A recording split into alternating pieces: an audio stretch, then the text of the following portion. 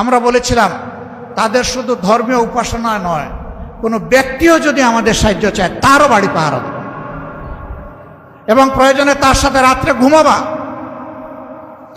তাকে নিরাপত্তা দেওয়ার জন্য, আশ্বস্ত করার জন্য। একটানা 15 দিন আমাদের সহকর্মীরা সেই স্বেচ্ছাসেবকের দায়িত্ব পালন করেছে। আল্লাহ কবুল করুন। যার কারণে কারো কুমতলব থাকলেও বড় কোনো দুর্ঘটনা ঘটানোর সাহস পায়নি।